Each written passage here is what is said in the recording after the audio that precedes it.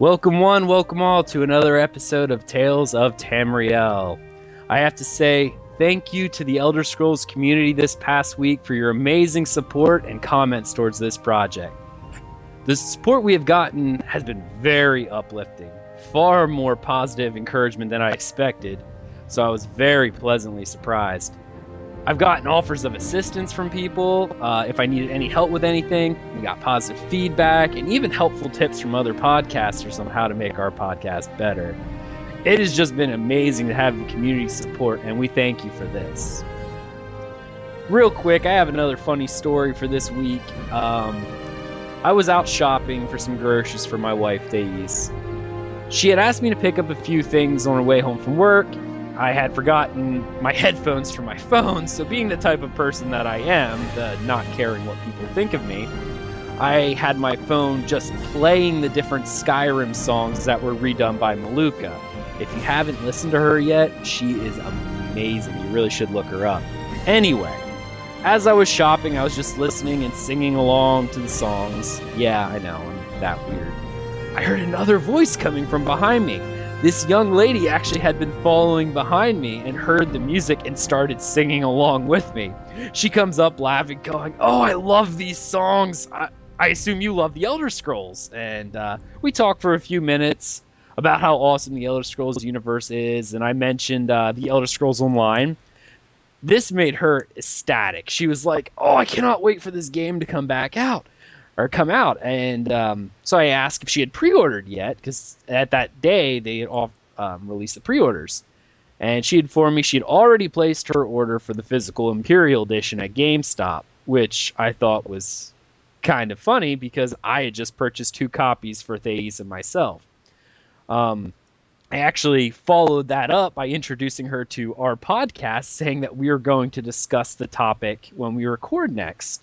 And she was so excited, she pulled out her iPhone and subscribed right there for our podcast. So this is a little shout out to her. Thanks for being an awesome part of the Elder Scrolls community. All right, now it's the time that I introduce my host for the evening. As always, we have my co-host, the dagger-wielding, arrow-flinging femme fatale, she who feeds on your tears, my amazing wife, Thais. Thais, how are you this evening? Wow, that was amazing. I want that as my epitaph when I die. I love that. I'm good. Just excited to be doing our second podcast. I can't wait to get the discussion started and to tell my cute little story about my adventures in Skyrim. Awesome. We also have a special guest host with us tonight. Let me introduce you to Warren.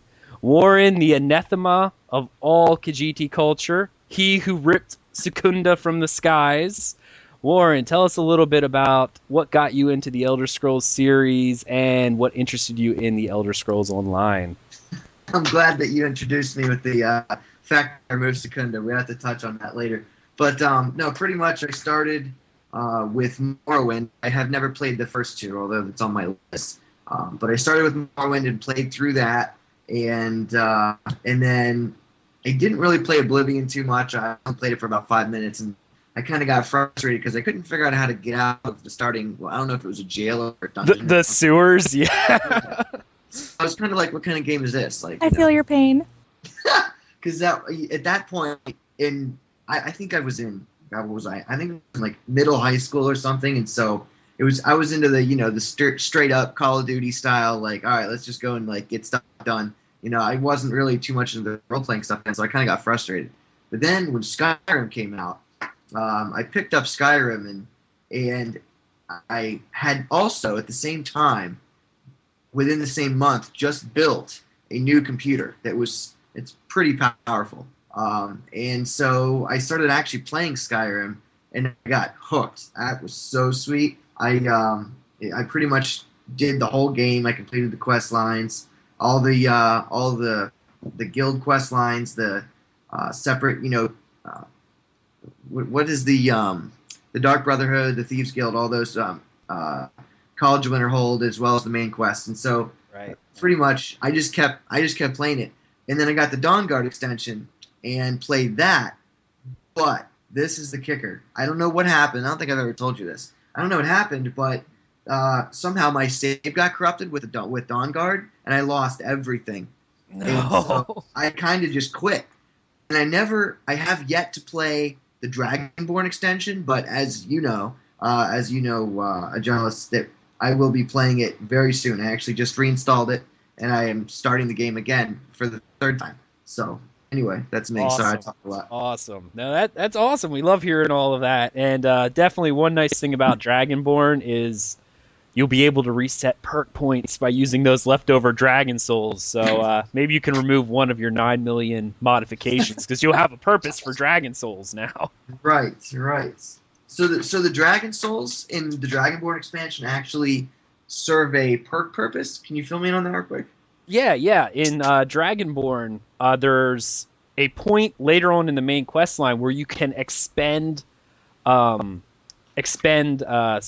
Dragon Souls in order to respec or refund your points without having to legendary a skill. So say you went to put a point in, I don't know, one-hand sword, you put it in axes or something, and then you got Dawnbreaker, and like, well, great, well, now I just lost that point. You can use a Dragon Soul to refund that perk point back to you. So you don't actually get extra perks. No, it's a refund type thing. It's just switching. Okay, gotcha. Without having to use console commands or anything. And right. Gotcha. Possibly corrupting your save. All right. Let's see here. We're going to move on to game news now. It's been an insane week for news. First off, we're just going to talk about the new ESO wallpapers. I don't know if anyone's seen these yet. I have them all up on both my work PC and my home PC, and I have my screensavers. I love these things. I love the artwork from ZeniMax when they release these kind of stuff. It looks like what we got going on is they have a Dwemer Ruin. I said that right this time. Ruin. The halls of what is it? The Vault of Madness and Toothmaw Gully. From what I hear, these are actually going to be a type of group dungeon or a dungeon in the Elder Scrolls Online. Have you guys seen these yet? I have not. I haven't either. Although I'm pretty partial to the background they have now. I don't think I'll ever be able to get rid of it. It's a Zelda background. It's the whole theme for my desktop. I just love it. Zelda. Bleh. Anyway, all right. Well, we'll move off that. Yeah, exactly, traitor. All right. Wallpaper's all nice and good. I adore their art department, so I'm always big on that. Big news on the PS4 front. PS4 has announced, like this came from PlayStation, that and Sony Entertainment, that they PS4 will not require you to sub to the PlayStation Plus service in order to play the Elder Scrolls Online. However, the Xbone will still require you to do that. So it looks like Microsoft really is not weighing in on that unless they change their mind. What do you guys think? I'm completely against Xbox anyway. I don't like how the system seems to constantly break. They don't have any games that go to any audience. They're always targeted for specific groups of people. And I think that Microsoft is just really screwing themselves with their choices. What about you, Warren? What do you think? Well, I haven't really owned a console since the Nintendo 64. To be honest, I'm much more... Good console. Yeah, exactly. I'm much more of a computer guy, mainly because, and as I'll talk about later in the episode, I like to be able to modify the games. I like to be able to have much better graphics. I mean, I have a GTX 780 Galaxy Hall of Fame Edition right now, which pretty much crushes anything but the Titan right now. So, I mean, you know, I like to be able to have the expandability and customizability of a computer. So, you know, it's good that PlayStation is not requiring a paywall or much of one to play the Elder Scrolls Online. That'll definitely have, you know, it'll definitely open up the user base for sure. I can't really comment too much on Microsoft's strategies. Although to say that I just think they're kind of backwards, and they're a lot more concerned about their bottom line. That's the thing about Microsoft, and so that's pretty much my take on it. You would think a company, though, as big as Microsoft wouldn't be as concerned about the bottom line, because, my goodness, they could just throw money at anything, but... True. They do. They have weird policies, like the always authenticating. They actually went back and changed that later. They did. They also went back on the changing the... When you install a game, it goes to the hard drive and authenticates to your hard drive, and if you don't have the serial key or whatever, it fines you. They went back on that, because that would have killed the used game market. Because you couldn't, once you installed it, that was it. You were done. You couldn't sell it back to GameStop or even loan it to your friends. That would really have hurt me. I'm always finding used games. I always go back and remember a game that I somehow don't have anymore, and I have to get it. I'm glad they took that away. Right. Well, hopefully... Now, this won't say that Microsoft won't change their policies, because they've done that already. Real quick. To catch up to... Oh, go ahead. I just want to interject here that it seems as if you guys might not have heard this news. Microsoft just found their new CEO. They are replacing Steve Ballmer. Yep. Steve Ballmer actually decided to resign in the midst of the whole Surface RT losing $900 million they had to write down, but that's beside the point for this podcast. But long story short, he's resigning, and they have just selected a new CEO of a huge company like Microsoft, the third CEO to ever be there. Gates is still the chairman of the board, but it's a very oversight role. He's not in the day-to-day decision-making or anything like that. So, there definitely could be a change on this if they do a restructuring. And they could very easily change their policies, is what I'm saying, because there's a lot of change in the midst at Microsoft right now the next year or two. Oh, that's awesome. I hadn't heard that, but yeah.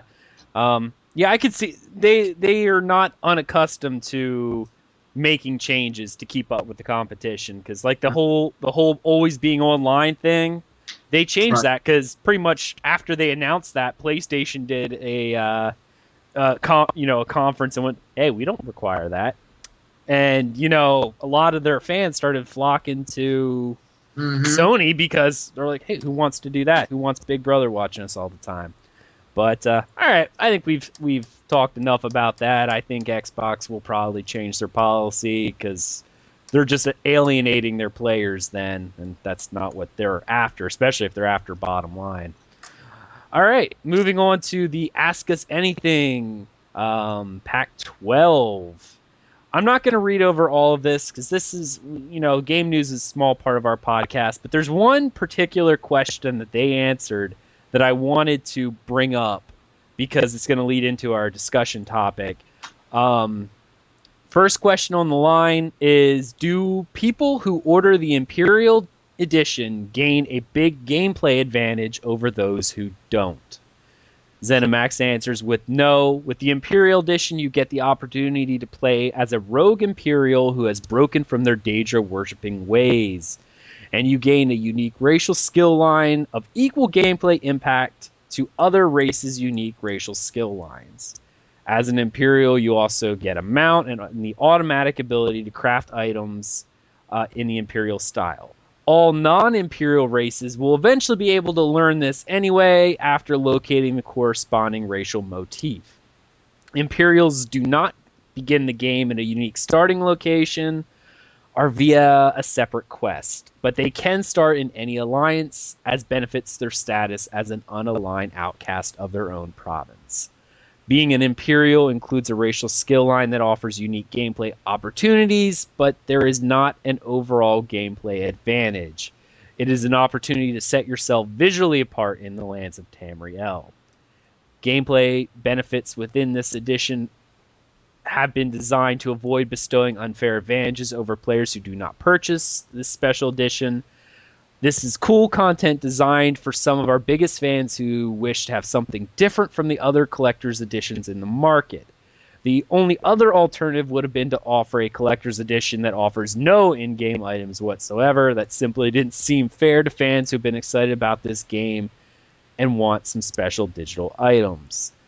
I'm not going to ask any more about that because we're going to go into a discussion topic on that.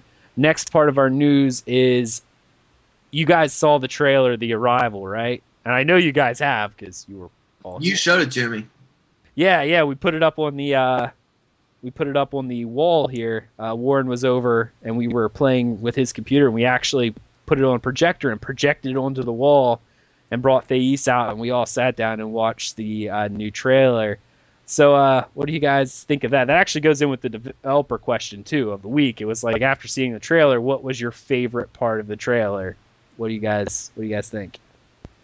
I want to be that elven woman. I want her skills. I want her aggression. She really seems like she fed on people's tears in that video, and that is what I want. The video was just fantastic. I really enjoyed watching it. It probably helps that it was gigantic through the projector on our wall, and they did a really good job with the video. The anchors coming down from the sky, they made it very epic. It was enjoyable to watch and just made me anticipate the game even more. Yeah, I had similar feelings. You know, that elven woman, I want her too. Yeah, that's... No, I'm just kidding. No, but seriously, the Arrival trailer... I'm not kidding. No, I stopped at I want her. You must have missed the joke. Just her, period. Like, no, she didn't miss the joke, dude. Oh, okay. No. Anyway, the Arrival trailer is it was really cool. I mean, I again didn't really play Oblivious, so I was kind of confused with the whole thing coming out of the sky. It was really weird. But you know, Aggelos told me exactly what that was and how that pertained to not the storyline, but you know, lore and exactly what that was. So I thought it was pretty cool. You know, but the way she took that thing out of the sky was neat. I want to know what magic she put up, that circle thing. I want to be able to do that in ESO. The barrier. So, I would imagine that would be a type of ward, because that's essentially like if you play Skyrim, you have those physical wards that you see. It's mostly in front, like people put their hands up and put a physical ward, but that looked like a ward, but it was a dome. Right. I'd be interested to see if they offer something like that. It's a trailer. I think they do things that they won't. I wish they would have pulled in more gameplay kind of stuff, but it would be neat if they, you know, Easter egged us with that and found out that was a hidden ability of like a destruction staff or a restoration staff or something like that, because it does seem like a cool restoration staff ability to be able to create a dome around you to protect against. Oh yeah. Well, I think the purpose of that trailer was not to advertise gameplay, but more so to show people what the world's like, show people what, you know, just what ESO is sort of all about. You know, you have the aspect of fighting was in the trailer, you have the aspect of the Daedra was in the trailer, you have the aspect of the size of the world was a big thing. You know, you have to think about exactly what they were trying to convey. It's like when they were up at the very end of the trailer, when they're on top of the wall, they look out at the Imperial city. Oh yeah. Yeah. I mean, the size of the world in ESO, hopefully, you know, from playing Skyrim, it was pretty big, but hopefully it's a lot bigger and more grandiose and everything. And that's, I think, what they were pushing at. So. Oh, definitely. You don't have to worry about that. They've already said that each faction is roughly, I think this was in a developer interview somewhere, each faction is roughly 9 times the size of Skyrim, as it's currently showing. Each faction, not including Cyrodiil. And Cyrodiil is like 6 times bigger than any zone in any individual zone. So, well, this goes back to last week's podcast. That makes me very happy that there's teleporting. Oh, no, walking it. Oh, I don't care if it takes me 12 hours. You guys will wait for me. All right, that's awesome. That leads us up. Pre-orders. Pre-orders opened up, and that's going to go right into our discussion topic for the week. How do you guys feel about the Elder Scrolls Online Imperial Edition perks? Because that's kind of one of the things they announced with the pre-orders. And for those who don't know exactly what the perks are, I don't know why you wouldn't know, but essentially the major perks are, if you pre-ordered, you get 5 days early access, 3 days if you ordered the standard edition retail copy, 5 days for the Imperial Edition, and let's see. Oh, play any race in any alliance, the Scuttler Vanity Pet. You get bonus treasure maps. There's those mud crabs that ate your face. The mud crab. Yes, exactly. You know, I was saying the other week I wish I had one, and I'm glad I do now. The crown jewel of the entire announcement, to me at least, was the inclusion of the Imperial Edition, the physical copy of the Imperial Edition. This thing has a 12-inch Molag Ball statue, because who doesn't love to have one of those? And if anyone has seen the video of Lawrence Schick unboxing it, by the way, I love that man. He is my hero. He's hilarious.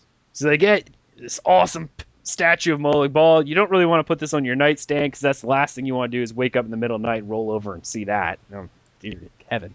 That's awesome.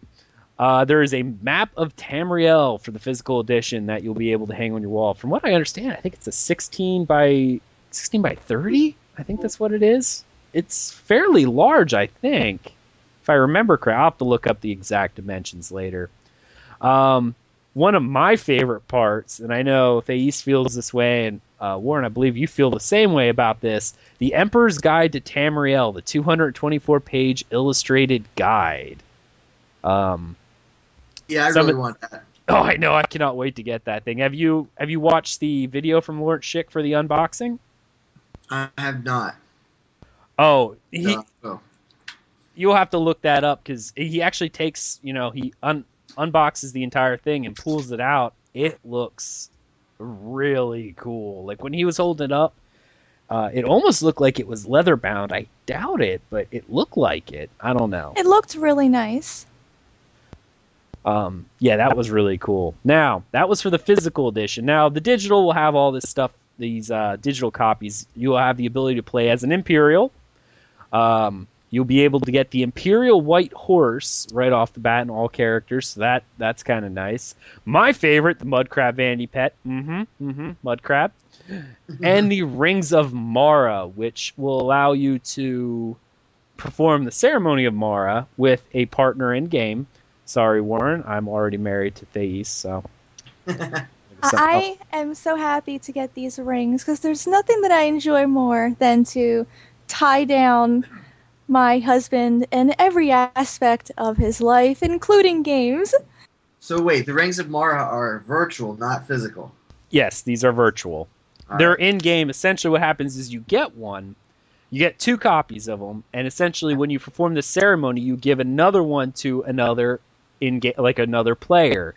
And anytime you are adventuring with them, you get an experience boost. I think it's 15% experience boost while you're adventuring together. Nice. Yeah. Cool. That's really cool for, like I said, couples like Thais and I. We always play together. We're always together all the time. So it's pretty sweet.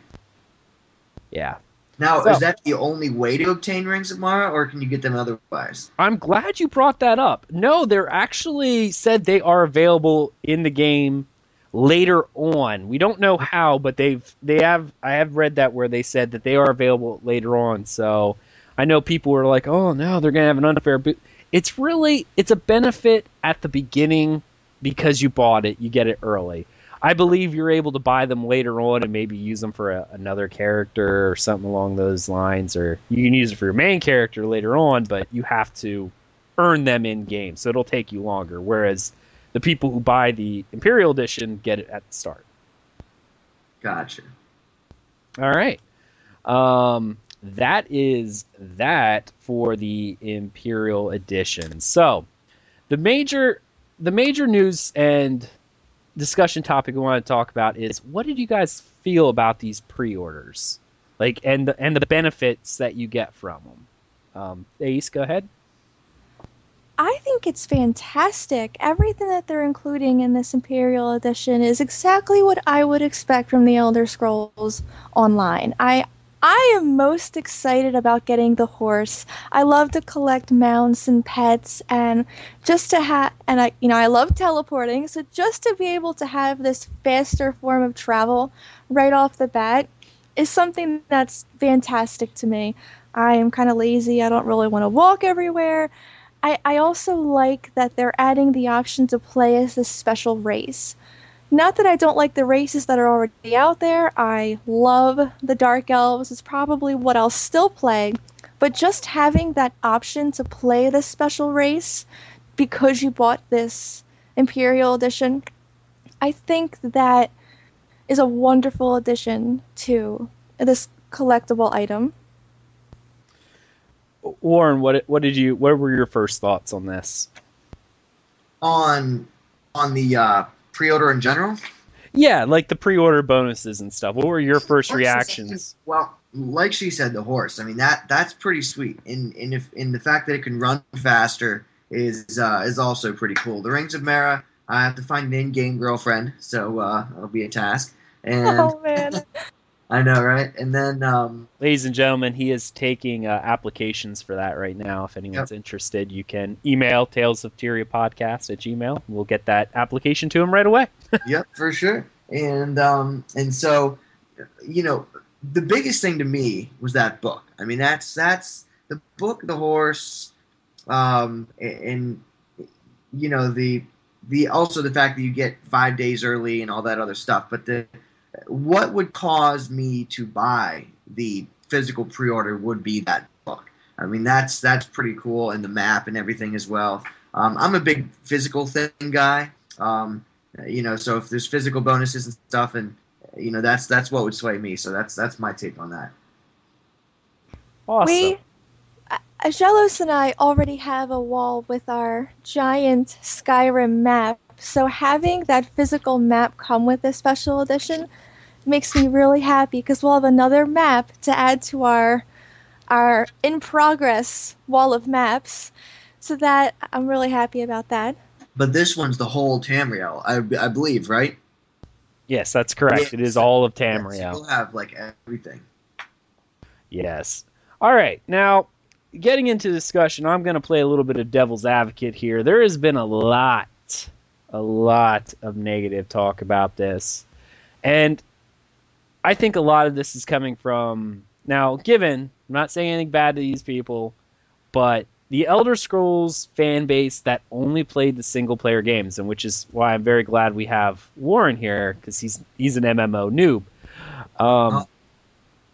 The things that they're thinking about these pre-order editions, and I want to get everyone's take on this. We're going to start right off the bat here with no one really cares about Vanity Pets, whatever. The treasure maps, there's already going to be treasure maps in the game. There were treasure maps in Skyrim. I think this is just going to be a bonus. At the start, you get a handful of them. It'll help you get some early access gear. Not really. I don't think that's a big problem. Do you guys see any issues with that? I really don't, but I can see why that would have people up in arms. I don't personally, no. Yeah, I mean, from what I gather, especially even in the MMO community, other than the few collectors that are out there, I'm a collector. I like doing that. I've had people who don't care. I mean, it could be like the rarest little vanity pet in the game. They'll delete it. They're like, "Oh, all you had to do is add it to your character." Like, I don't care about those things. Some people really don't care. So that I don't see an issue with those. The Rings of Mara I've heard issues about, but like I said, I think they're available in game. I think ZeniMax has come out and said that. But even if they weren't, do you guys feel that the Rings of Mara benefit is overpowered too much? What exactly is it? 15 XP or something? 15% XP, I think, is what it was stated. So, and this only works when you're with the person.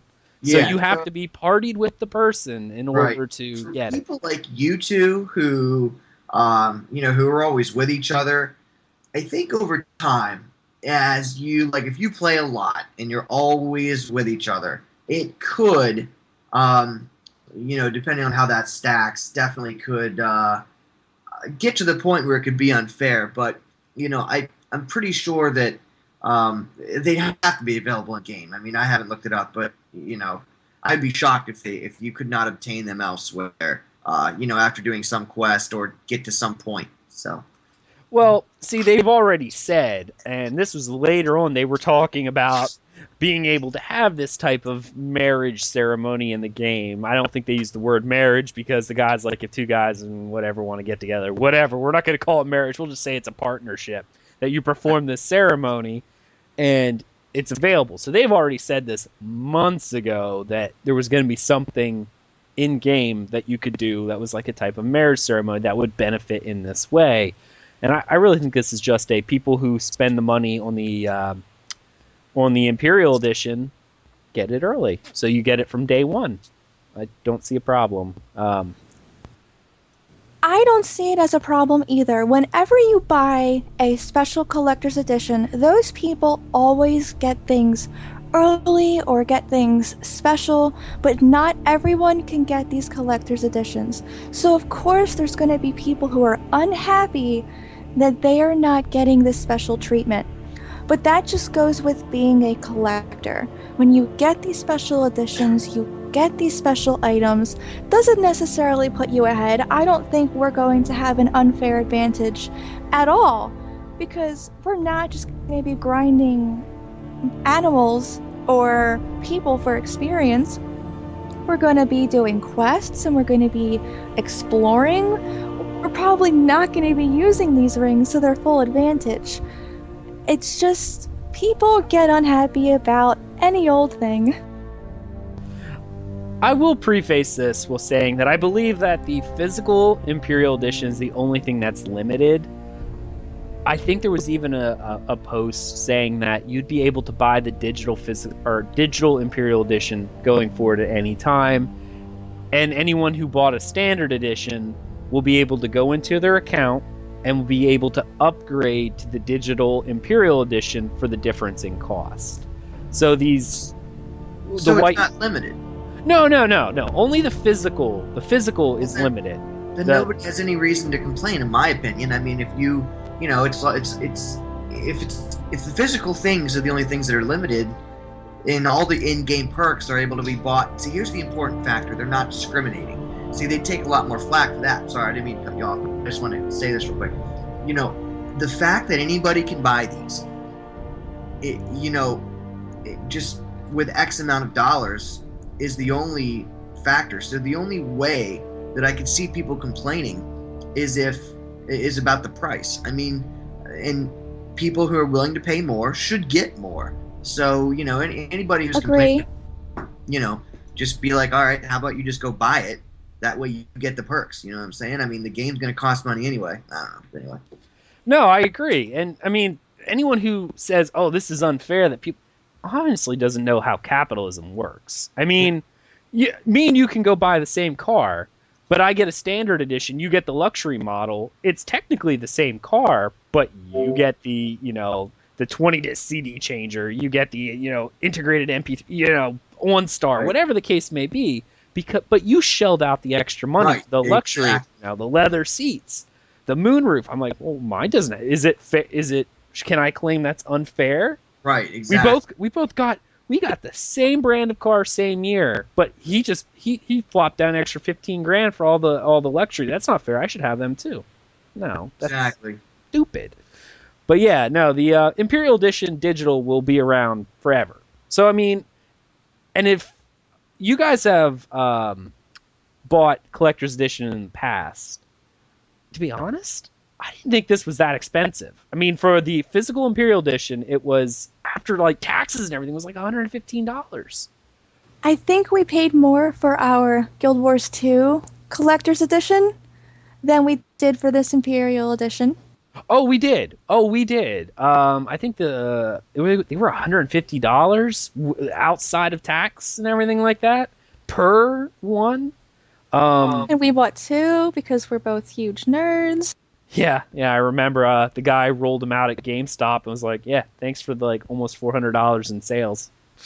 Yeah, I was like, for $400 in sales, you should carry them out to my car too. Actually, he did. He offered. That was the funny part. He's like, "Do you want me to carry these out to your car? Because I kind of feel bad." But yeah, so I mean, that's some people are complaining that the major thing that's going to bother them is, I'll say, the Imperial horse and the Imperial. Now, the Imperial horse is not any faster. It's just an extra horse with a special skin. Like, you'll be able, Warren, if you didn't buy this. You told me it was faster before. Is it not? Did that come out that it was not? It's not fast. Well, it's faster than walking speed, but you can buy mounts in-game. The horses in-game later. Like, you can buy different horses. It's just as fast as them, but you don't have to pay the Okay, in-game. I thought it was faster than the other horses. I thought so as well, but it actually came out. They did an Ask Us Anything, and they're like, no, it's comparable to the other horses. It's just a unique skin. Oh, well, all right. Yeah, so when you're riding around on your white Imperial horse, you'll be if you didn't buy this edition, no one else, there's no way of getting it in game. So you'll stick out from the people who didn't spend the extra Gotcha. Imperial. So it's Here's a quick question on my noobishness. Can the horses die in game?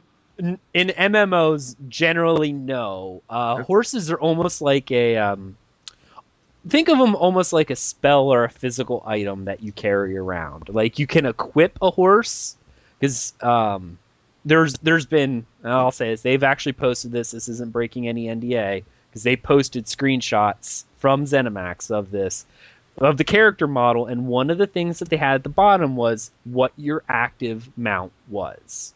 And what you do is you essentially slot a horse in there, and then when you use the ability to summon it, whatever the hotkey is, the horse just appears and you can ride with it. It won't die like Skyrim, which is good, because I've been banned in Skyrim from buying horses. After his 50th dead horse, I told him he was no longer to jump off mountains with horses, because he would kill one every hour. Were you able to actually kill Shadowmere? I have killed Shadowmere. Oh, I accidentally fell off the throat of the world with him. Oh. I lived. He didn't. So yeah, I killed horses like crazy because I would use them to scale mountains and walls. So yeah, I'm not allowed. I'm on the most wanted list. Every farrier in Skyrim says no, don't sell horses to him. But yes, so the Imperial horses, they're like an item, and it's a vanity item. The big hot button issue is the ability to play as an Imperial. Because from the start of this game, everyone assumed the Imperials were not available to play. And I know there's been an outcry by the community, like the Elder Scrolls community, to play the Imperials. Because people, like myself, if they said Nords weren't available, I'd be turned off from the game, to be honest. I really would. Because Nords are kind of my identity from the very start. If they're like, oh, Nords are the main bad guy and you can't play them, I'd be like, ooh, I don't really, I would lose a lot of interest just from my personality. But people are calling this a pay gate that this was offered and it's not available. What do you guys feel on that? I agree with what Warren said earlier. If you pay more, you should get more. And to be able to play this special race because you bought this special collector's edition, it just makes sense to me. It really does. Yep, I'm with her. I mean, it all comes down to what you're willing to pay for and how much you really care about it. I mean, there's a very easy response to somebody who is like, oh, well, it's paywall. All right, well, buy it.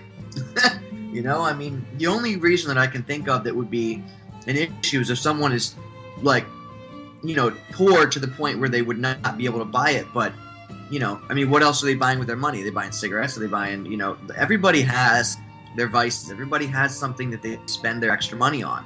And if it's not this game, they can't, complain about...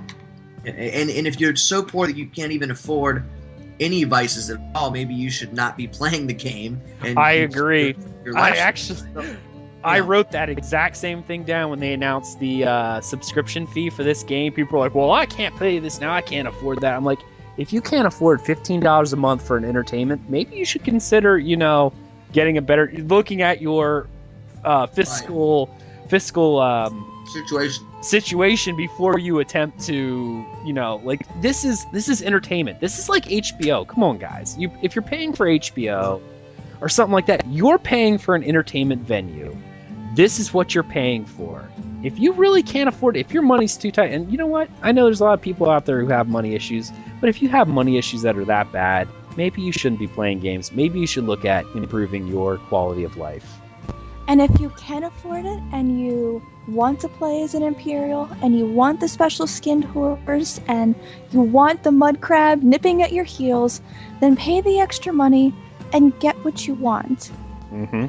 Yep. And I have issues when people call this a pay gate, because people don't seem to understand what a pay gate is.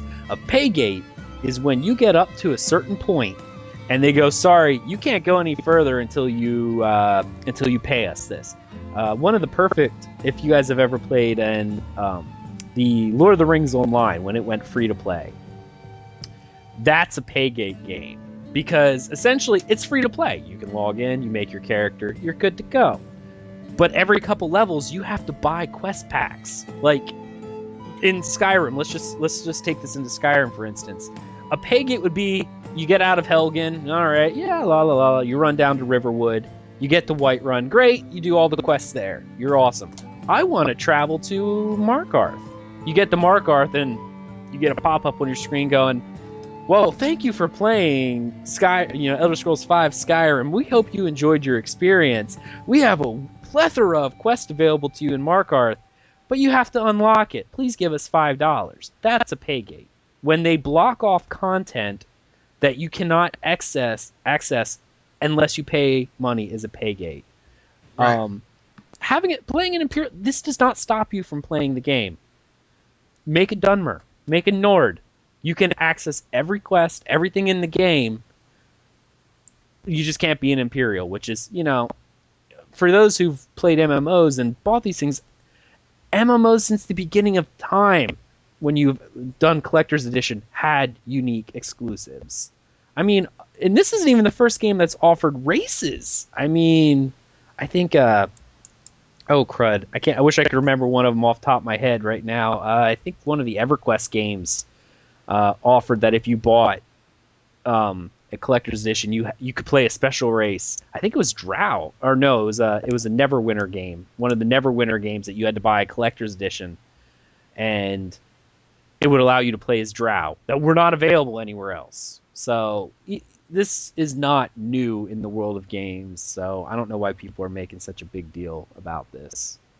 But yeah, this seems to be one of the big button issues. All I can say is that I have the Collector's Edition, and I am really excited to try out this Imperial race. And I know that I'm going to take about 4 hours designing my character, because that's just what I always do. And if you want to play an Imperial, then get your hands on the Collector's Edition. Right.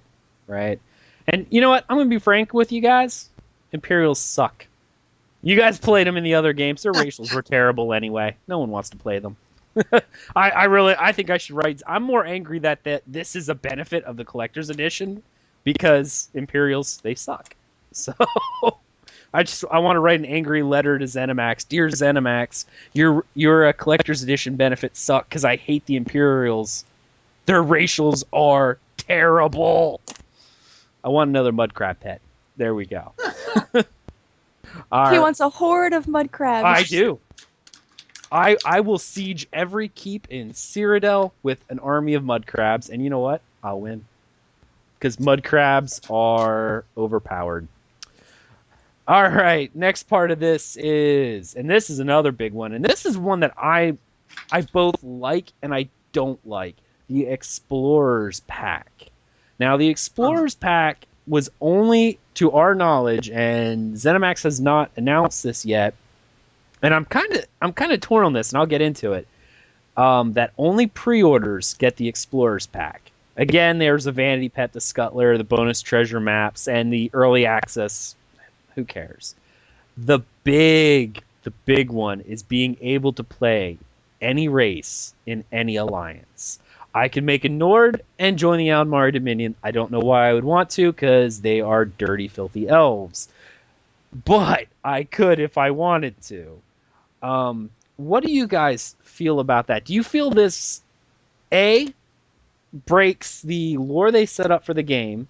Because if you guys, I know I'm probably the only one who's played Dark Age of Camelot here, but they set up a three faction war, and there was hate between the three factions. Like, I was Hibernia, and I absolutely hated the Albion players and the Midgard players. If someone said they played those, I was like, oh, I can't be friends with you.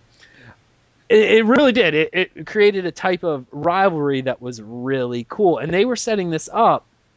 But now with this Explorers Pack, you'll be able to make your character anywhere. So, do you feel this breaks the in-game lore? And B, do you guys think this should be available at a later time for maybe like a DLC, kind of like, the upgrading to an Imperial Edition? Could you upgrade to Explorers Edition? What do you guys think? I'm kind of torn about this. I I I I kind of feel like it does mess with the lore, but at the same time, a real life person is going to have their own ideas. So there's nothing to say that an actual Nord individual would not agree with the ways of the Aldmari Dominion. While in the game, yes, it is kind of lore breaking, but at the same time, it makes sense that those individual races, that individual person, would probably change their mind. So it's hard for me to make a decision on this. If I'm gonna play a dark elf, I'm definitely going to stay within my faction, but a dark elf 2 towns over might not agree with their faction and would want to change. So that's kind of how I feel on that topic. So, if I may, your question is, how do we feel about the fact that you can move around if you pre-order, right? Yeah, well, yeah, you'll be able to. I will preface this by saying you can pick any faction when you create a character. You can pick it. Now, you're going to be stuck with that faction going forward, so there's not going to be hopping back and forth. But yeah, you'll be able to, instead of when you pick Aldmari Dominion, only being able to pick Wood Elf, High Elf, or Khajiit, you would be able to go, okay, I'm picking Aldmari Dominion. All 10 races will be available to you now to go in. So, if I understand this correctly, you can pick any race and also go to any of the 3 lands, so to speak, the regions. Yes. Okay. Yes, at start. Right. You can do that later on through the 50 plus and 50 plus plus. So they're not locking out Tamriel even before they weren't. Because if you start out as a Nord, you could then go to the Ebonheart, or not the Ebonheart, the Daggerfall, and do all their quests through a in-game lore thing later. Well, it's just your faction. Now, are you able to switch? Like, say I start in the Aldmari Dominion as a Nord, are you able to then switch, or are you stuck there? Because you said at start. Yeah. No, you are at start. You have to declare your allegiance, and you're stuck there. Okay, so all this perk does is allows you to pick any race and also start in any area. You're not locked to where the races are from. That is correct. Okay, well, I mean, I think, man, that's a tough one because, again, anybody can pre-order, but, the only people this would hurt are the people that either didn't know about the game before it came out, or the people that just decided for some reason or another not to pre-order. But again, as you said, they're not locking it out. Level 50 plus can do it, but I really feel like this benefits the people who really care about the game, because you're going to pre-order it if you really care about it, and that will give you these perks. And I mean, I think, again, going back to what we said before, it's okay, I think. Yeah, Yeah, it's also the faction war as well, because that's one of the big thing is when you're part of a faction, when you go into the Cyrodiil PvP zone, you are fighting for that flag, if you will. Right. So yeah, that I don't know. See, my big problem with this is I love it because that's how Elder Scrolls is. If you like you played Morrowind and I played all of them, Hmm. when you start out, you are if you actually notice this is interesting. I don't know if anyone actually knows. When you start out and create a character, you notice how it's always one race that starts off. It like even it's not alphabetical order. When you go through the race listing, it's alphabetical order. But every time you start a game, whatever the race of that is, you start. In Morrowind, I don't care. You boot up Morrowind right now. The first race that's highlighted, Dark Elf, because it's the Dark Elf. That was what you know, their storyline was. In Oblivion, boot it up right now. Create new character, Imperial. Boot up Skyrim, Nord. That's like because as much as they give you a freedom to pick whatever you wanted, the developers in their head when they wrote these stories are writing them from the perspective of a certain race. And while Skyrim is very open and Oblivion, same thing, it's actually kind of lore breaking if you play anything else in Morrowind. Because the whole, for you guys who haven't played the game yet, too bad. I'm going to spoil part of the story for you. You're essentially a reincarnated dark elf, Indral Nerevar, who was slain. Oh my goodness, during like the first era, he was slain, and you are said to be a Nerevarine. You are the reincarnation of Indivor Nerevar, which, since he was a Dunmer, kind of seems weird that he'd be reincarnated as a Nord. But I played as a Nord. But they give you that freedom at start. So this Explorers Pack is really cool because it gives that freedom. But the problem is they've set up the lore that the three factions are at war. Yes, I know there's going to be defectors. But I see this actually causing more of a problem down the line because those people who pre-order, and we're going to be, trust me, if you played any MMO or any online game that goes for a long time, the first players, normally within the first 60 days, you have your biggest drop off of player base. So even people who pre-order and go, oh, the game kind of sucks, kind of like what happened with SWTOR. Not saying Elder Scrolls will suck, but that's what happened. They had a huge drop off in player base. Even the people who pre-ordered stopped playing. So eventually, and as new players come in, the pre-order people, the Nord who is fighting for the Aldmari Dominion or the Daggerfall Covenant, is going to become a rarer and rarer sight if they don't offer this either as an upgrade to your account or maybe something you can unlock down the road or maybe an expansion pack. But that to me doesn't seem like a bad thing. To be one of the lone Nords fighting for the Aldmari Dominion, I would want to be that person. I think that is a benefit that the select few who have bought the collector's edition should have. You should be able to be that odd man out because you have defected. And the only thing that the factions are there for is for the world PvP. You don't get any special bonus for being in a particular faction, so being able to freely choose your faction is not that big of a game breaker.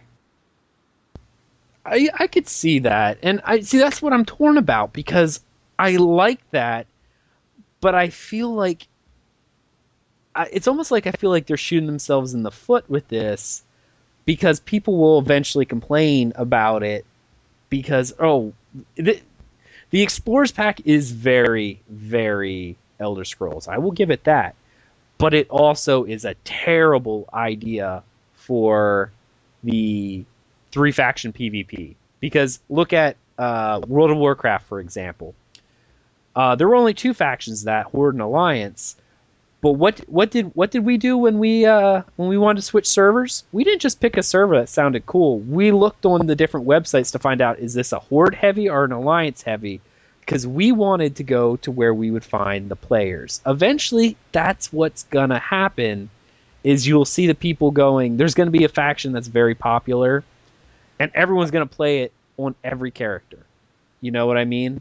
Like, Ebonheart, we'll say it's Ebonheart Pack, for instance. Ebonheart Pack will have everybody in it, because everyone, 90% of the people who like Elder Scrolls games, it seems, started with Skyrim. They want to be in Skyrim. And, everyone's going to be Ebonheart Pack on every character. Well, then Ebonheart Pack is not going to have anyone to fight. Yeah, that's a good point. I was actually thinking that, too. I don't know if I ever talked to you about this, but, I was always wondering, what if one of the three regions has 90% of the people in it? Like, that's kind of, I wonder if there's a way to not enforce, but encourage, rather, equal distribution, or at least somewhat, equal distribution. That's going to be interesting to see, going forward, and they may need to offer slight perks to some of the ones that are, what they should do, in my opinion, because you can't change what people are going to do. What you can do is find out where most of the people are going to go, and then try to stabilize that. Try to, okay, well, if you pick the underdog, if you pick the one that's going to get only like 5% or 10% of the people, you get, I don't know, some bonus or something. I don't know. I mean, that's one way they could handle it, because, but it might not matter. They might not even care that only 1% of the people are in, dark elves or whatever. So I don't know. It's me. I actually disagree. With the option of the Explorer Pack, people that started in the Skyrim game, they're used to playing a Nord. So they'll want to play a Nord, but they already know the Skyrim world, so why would they want to start there? With this Explorers Pack, it means that someone can play a race that they enjoy, Nord, for example, but start off in another faction, in another land. So in a way, this is a good thing. It will spread people out more, because they'll be able to play a race that they enjoy, but in a land that they don't really know as well. I think that this is a good thing, and I'm looking forward to see how it plays out when the game comes out. I think this is a good thing too, and this will also help. I've turned down guild invites because they were going for a faction I didn't want to be. So I think a lot of times this will help people who are excited for the game, who want to play together. But I know people who are like, oh, we're going to play Aldmari Dominion. For instance, another podcast I listened to about the Elder Scrolls, I think their guild is going to be Aldmari Dominion. But I know the characteristics and the personality of several of the people that are playing. And while the majority of their guild is like, yeah, we'll play for the Aldmari Dominion, some of the hosts are like, well, I kind of wanted to be a Nord, or I kind of wanted to be a Dunmer, because these are the races that I played, like me, when they picked up Morrowind, when they picked up Oblivion, when they picked up Skyrim. That was their identity in Tamriel. And yeah, they wanted to play with their friends, so they bit the bullet and went, fine, I'll play a dirty elf or Khajiit. But that might not make them happy. You know your wife is a dirty elf, right? Just gotta put that out there. Dunmer are different. They're hedonistic and kind of nighttime telly kind of way, so they're okay. That's a very good point about the fact that people are able to move around like that. Well, we've talked about this when I first talked to you. I'm like, you love the Bretons. That's kind of like your go-to race. But as it was before, we couldn't play together if you were Breton, because that would have been Daggerfall Covenant. Right. And I am Ebonheart Pack, because I'm a Nord, and Thais is a Dunmer, and that's Ebonheart Pack. So we would be locked out from each other. Now it's a little different. But do you feel like this, eventually this is going to hurt the people coming in later? Right, for sure. How do you think it's going to hurt the people coming in later? Because then they're locked in.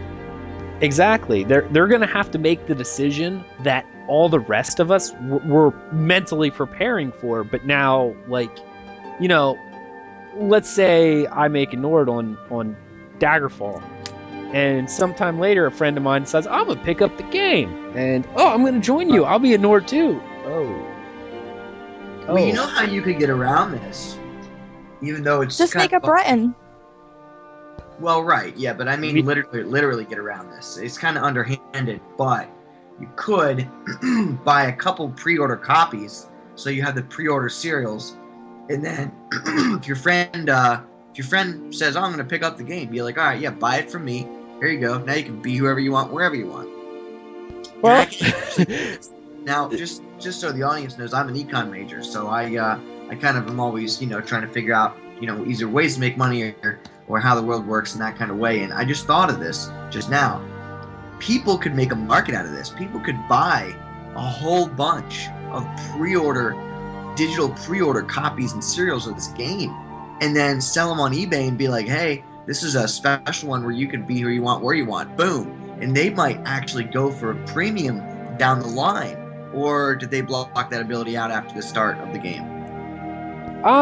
It would. You know what? Actually, I've seen people do this already, especially with physical collector's editions of other games, where they would buy them and when they were no longer available, would sell them again. Right. Mm-hmm. Yeah, there's definitely a market for that in MMOs. But again, it depends. Maybe ZeniMax will put, like, I know Guild Wars 2 did this. You only had 2 weeks to put your That's what I was going to say. Yeah, they're going to block. Yeah, that would make sense. And as you know, that we had the hard time ordering the 2 copies because there was a limit on physical. Because I wanted a physical and I wanted to get one for the East. They put a limit on the IP. Blocked me essentially because I bought one because they were like, nope, one per customer. I actually had to remote into my home PC and do one from home and order one from work, so I had 2 separate IPs. From my knowledge, I'm sitting there going, what does the retailer care? They're getting the money. But I know probably ZeniMax came down and said, no, only one per customer, so you have to have unique IPs, so because we want to share this out to everyone. We had 2 people buying it. I was just buying it for my wife, so I'm not breaking no walls here. But, that just seems to be one of the things that I think they'd probably put a limit on, definitely. When it comes down to, what it really comes down to is, if you're a Nord playing in the Aldmari Dominion, and your friend wants to play a Nord with you, but can't be in the Aldmari Dominion, then he just has to pick another race. All the races have their racial abilities, and they have their unique look. And once you're in the game and you're starting and you're doing your journey, you're finding your armor and you're getting into the game and you're with your friend, it's really not going to matter that much what race you're stuck with. Because if it's between playing with your friend or playing by yourself, you're going to want to play with your friend, and you're going to want to play in that faction with your friends. So I really don't see this being that big of a deal. But again, as everyone knows, I will feed on your tears, so I really don't care. I definitely think that I am in the minority of people. Like, if I can't play exactly what I like, a little bit of the game dies for me. I'm sure I'm in a minority here. Like, I mean, there's people with preference going, yeah, I'd prefer it, but people were making the choice of, all right, fine. If everyone wants to play Aldmari Dominion, then I'll pick this. I'm sorry, but I'm pretty diehard set in my ways. If someone's like, hey, I want to play Aldmari Dominion, I'd be like, well, have fun. I'll smash your face in Cyrodiil. I'm a Nord. Leave me alone. That's... Well, here's a quick question. After you hit level 50, though, you can then move to other lands, right? Not just Cyrodiil. That is correct. This really only affects, like I said, your starting spot. Because in reality, everyone can do of the 3 factions. You pick an order, and they get more difficult. You have the leveling 1 to 50, which is your starter. You have the 50 plus, which is everything is leveled to 50. And you play it at a harder difficulty. And then you go to the 3rd faction, whatever it is that you want to pick, and you play through all their quests and storylines at 50 plus plus. So that's kind of like small group content kind of stuff. But you still have to play it with your faction. The only thing your faction really locks you into is the faction war in Cyrodiil. So, and you can't talk with the other faction, at least yet. They actually said they might change that later, but as of now, it's still in place. So yeah, no, it's not like you're going to be blocked off from seeing all of Tamriel. It's more of how races are going to be distributed at the start, really. And I don't know. I love the idea But I'm of the note of, all right, we'll just start from scratch here. Let's just say this is good. All right, everyone's okay with this. We're happy. We picked our races. They order it pre-order. Do you feel this should be available later on, or do you feel, you know what, this should have only been a pre-order? What do you guys think? Pre-order only. This should only be available at the very beginning for those that really want it, the die-hard fans, those serious collectors. This should be special for them.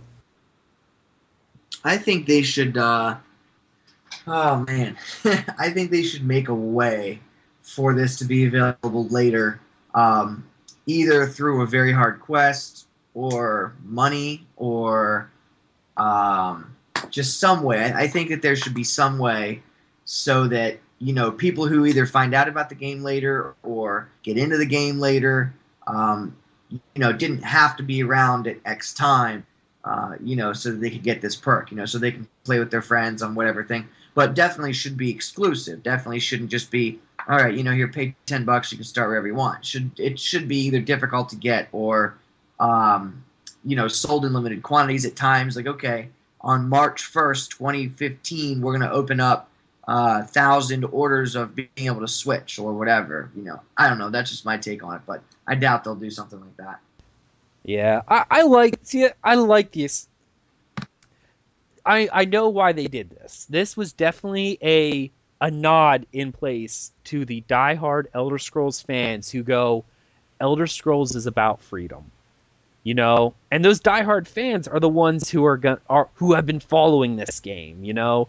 Like, MMOs grow. Like, people will hear about it later and they'll be going, oh yeah, I remember Skyrim. I didn't really play it much, but I heard it was good. I'll try Elder Scrolls.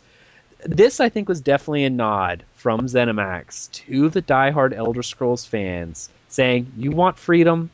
Fine. Pre-order, we'll give you freedom at the start. I love the idea that this is exclusive, at least at the start.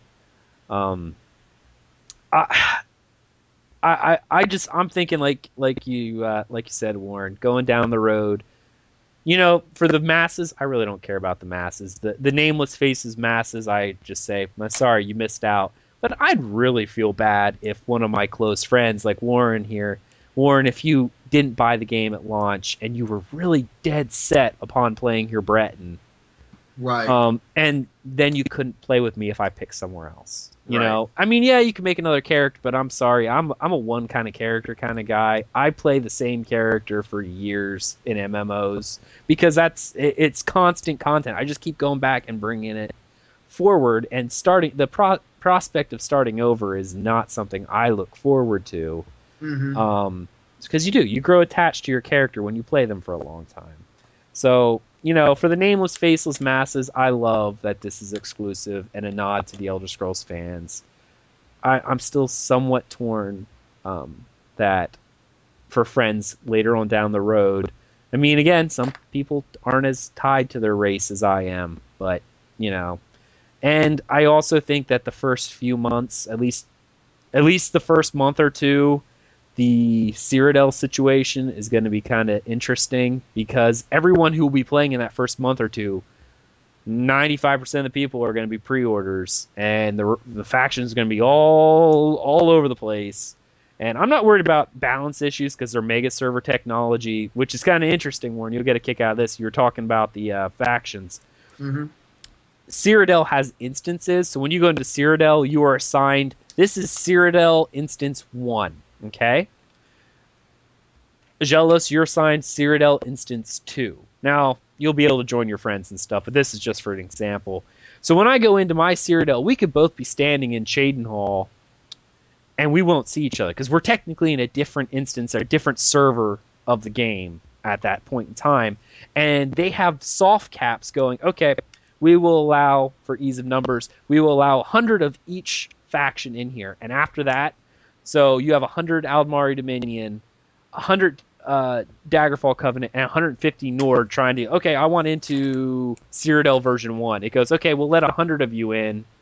Well, we'll make it 110 because you guys are friends, so that's why it's a soft cap. But the 40 of you, we're going to push you to Cyrodiil version 2 for balancing. So I don't think numbers will be an issue. I just think at the start it'll be I don't know how they're going to differentiate in PvP, um, especially with mixed race. If I saw a Nord, hey, look, it's a Nord. He's automatically my friend. Now I'm like, maybe he's not. You know, you don't really know. So that'll be interesting, at least for the first month or two. And to me, that'll add so much more depth because of what you just said, and I'm really looking forward to that. All right. Any other thoughts on this discussion before we move on? Nope. Not for me. I'm good. All right. All right. Well, that was an awesome discussion, guys. That was really, really cool.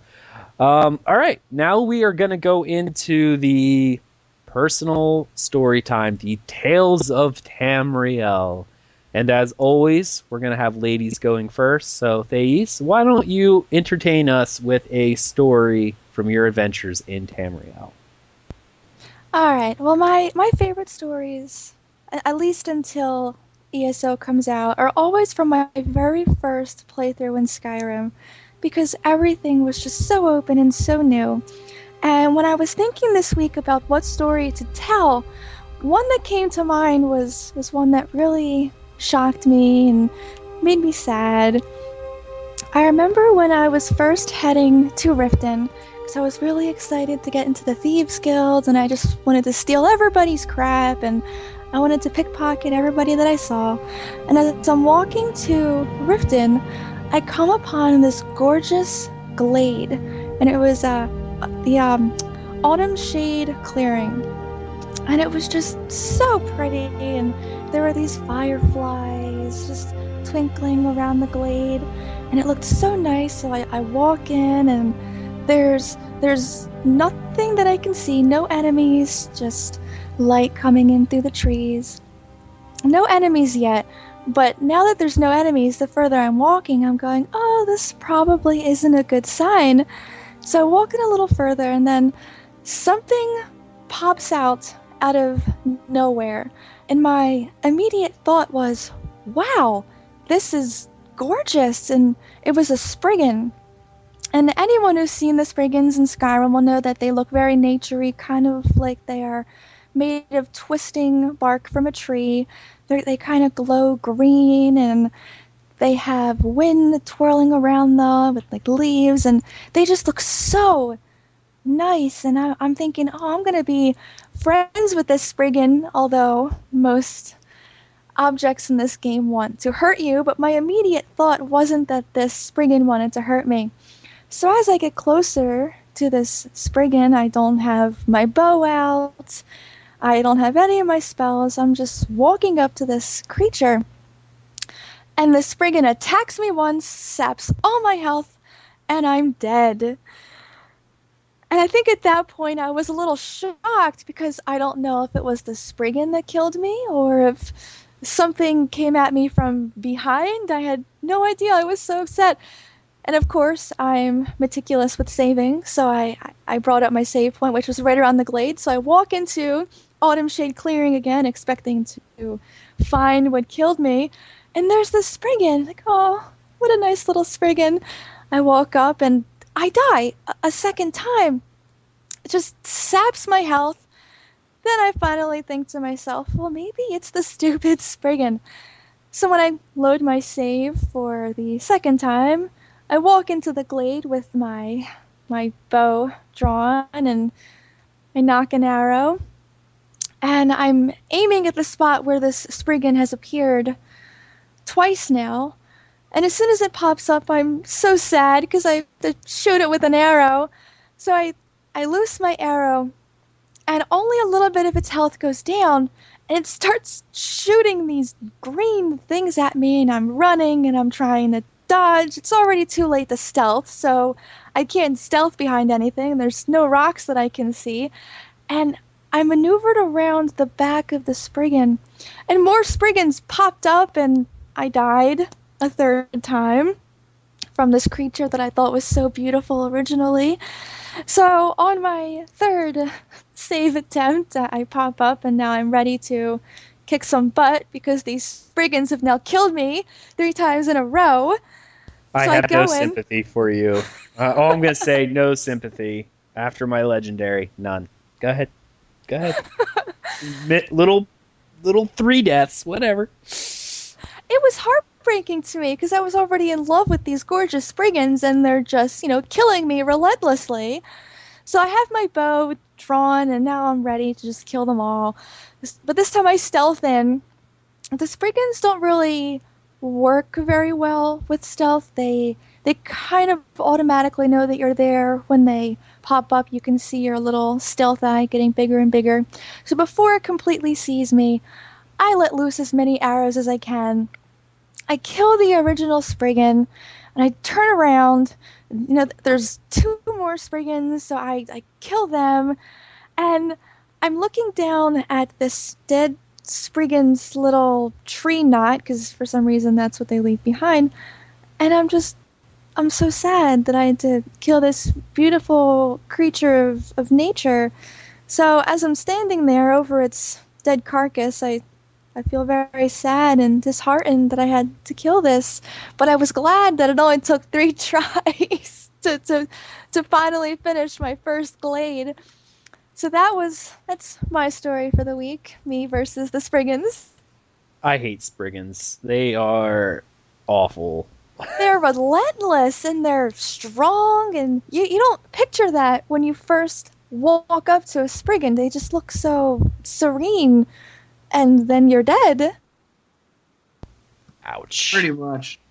I still don't feel bad. 3 deaths is nothing. Going back to my last week's playthrough, the Dustman's Cairn, the night that seemed to never end, 3 deaths, man. I died 3 deaths before I walked through the door.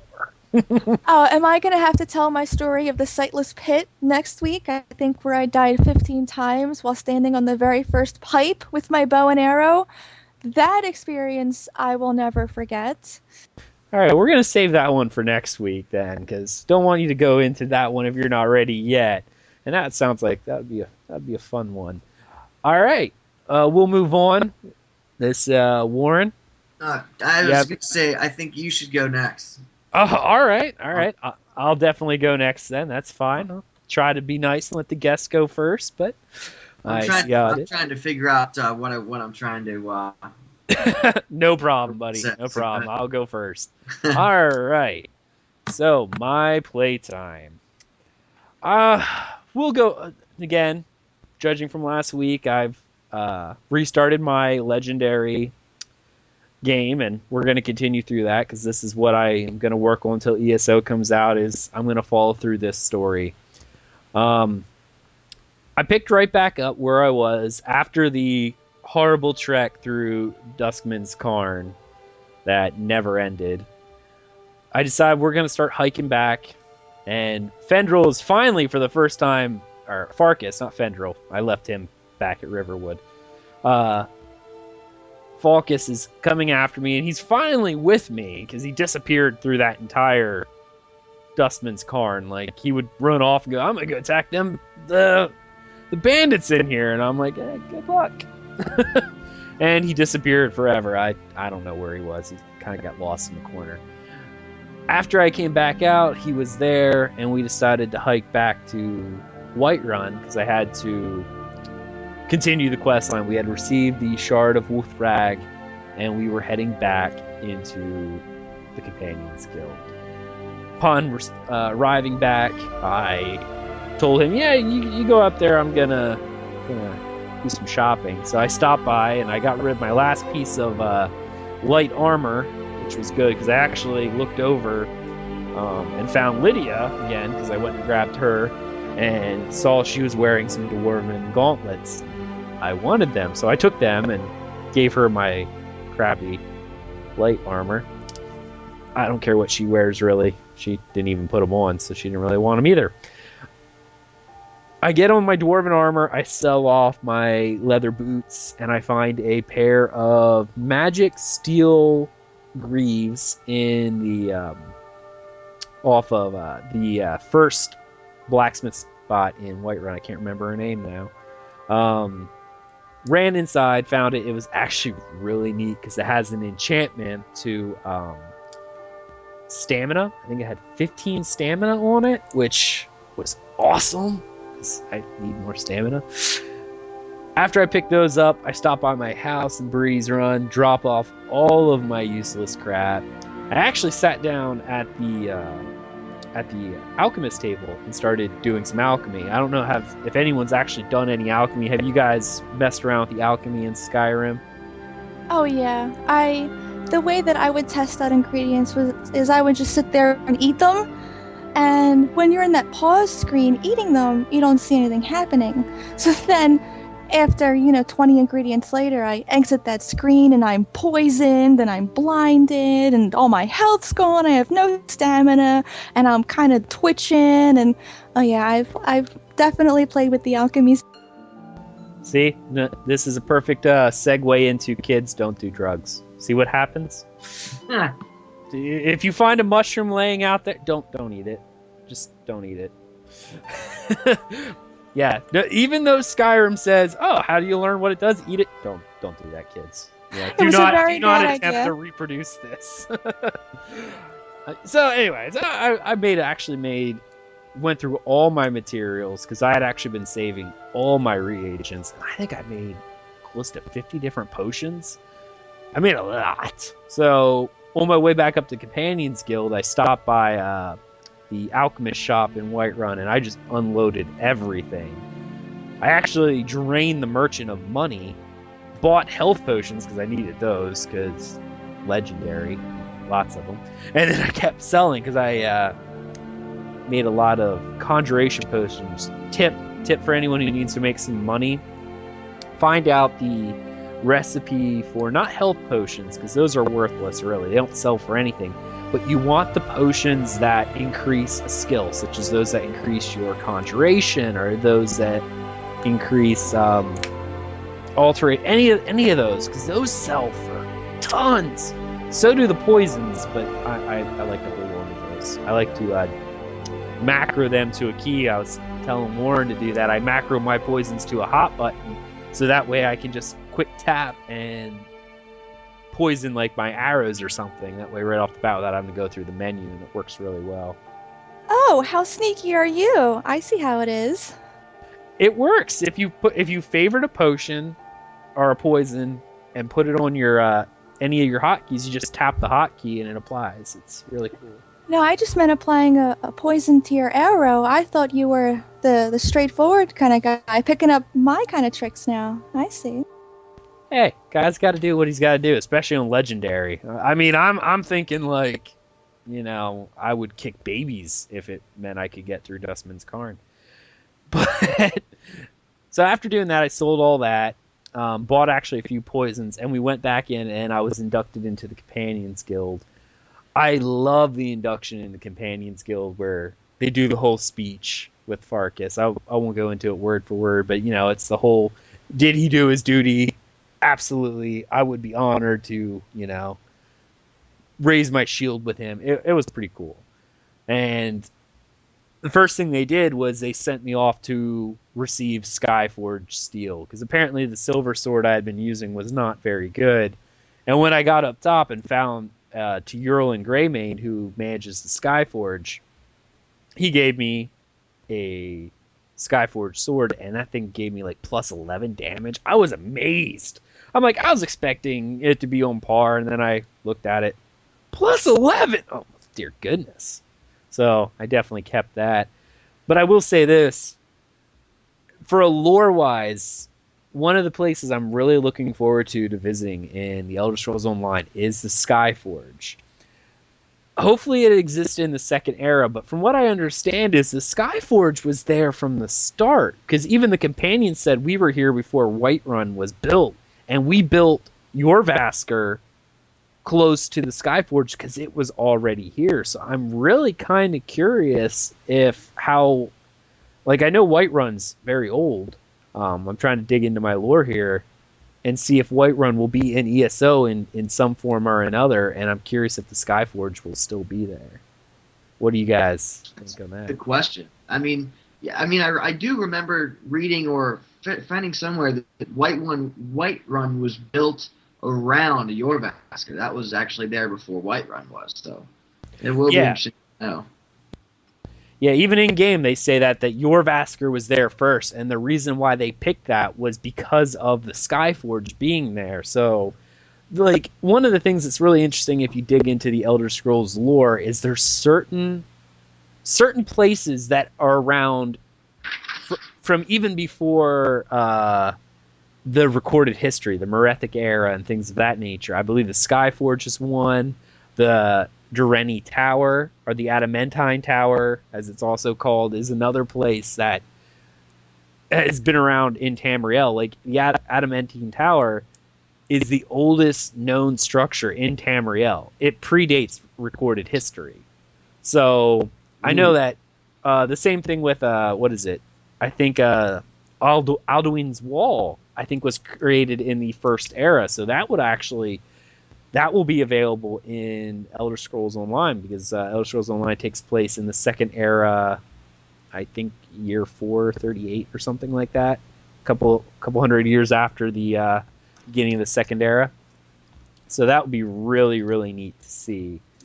But yeah, so I got my Skyforge, and I go down, and I have to pick up another Radiant quest. So I pick one up from Ayla, because I'm really hoping to marry her later on, because I love Ayla, because she's awesome. She is. She is the best-looking female in Skyrim, with the exception of Thais. You're lucky there. Yeah, yes. Yeah, she. I mean, I did show you the cosplays from a couple people from her. She's definitely her and Serana. I don't know who I'd marry if I had the opportunity to marry either one of them. Oh, Serana. I do love Serana. Serana's got more depth to her conversations and stuff than Ayla does. You know, a lot of people complain about the Dawnguard expansion and how annoying Serana. I thought she was amazing, because you're right. Like, her conversations, you can get in some real deep with her. Yeah. Like, and it's like depressing, but like all the other ones are very yes, grog-like. Right. But no, like, Serana is really, really in-depth character. Like, they really went in, like, when you open up her character menu, you get like 12 options. It's amazing. Mm-hmm. And of course, she's hot, so even I would marry her. Well, who doesn't love the vampire girls? Anyway, that's a story for another time. After grabbing one from Ayla, she gives me a quest, and I really don't know what the quest is, because I've already made up my mind that I want to adventure alone. I decided I'm just going to head east. Like, I picked a direction, and I decided I'm going to Riften, and I'm just going to see what's out there. Partly to start the Thieves Guild quest. Yes, I play the Paladin, the Holy Warrior kind of character, but I also play one-handed swords, and I love the Nightingale sword. Again, stepping on my toes. What is this? Hey, the Thieves Guild is very hard for the type of playstyle, because it's like, I don't sneak. My sneaking level's like 1. You know, they're like, make sure you don't kill anyone. And I walk out, I'm like, here's the thing you wanted me to steal. Why is it covered in blood? Don't ask. Look behind me, like the building's on fire. You know, people are running out screaming on fire. There's rolled heads. I thought you said not to kill anyone. Oh, I'm sorry. I thought you said to kill everyone. Oh, my bad. Oh, wow. My bad. I would be kicked out of the Thieves Guild very quickly. It's very hard to do all the bonuses stuff where they're like, don't kill anyone, dude. I'm like, okay. I'll try. So I decide we grab Lydia, because she's my current love and pack mule, and we head off towards Riften, or at least where I think is Riften. I actually strayed too far to the north and got in the middle of a bandit assault on White Watch Tower. There were like 20 bandits. It was insane. On Legendary, there were a lot of bandits. And there were like 3 guards trying to hold them off. Well, where were your mud crabs to the rescue? I know! I tried to get them to come, but I don't know. There was a conference in town. I think it was a banned Red Lobster conference or something like that. So there were no mud crabs to aid me. I really wish there were. At this point, I had actually had to hop up on top of the fallen walls of this fallen watchtower and tried to pick them off with arrows. I got like one or two, and then I had to get in there hand to hand with the other guards. Thankfully, like two of the other Whiterun guards were still alive at this point, and Lydia, the beast that she is, just charged in and started holding all the threat from these guys. And I was able to sneak up behind, and I got a really cool kill cam where I kicked one of the guy's legs out from behind. He fell down, and I grabbed hold of his neck and slit his throat. It was really cool. We managed to actually beat off the bandit assault. I did not die. I was very happy about that.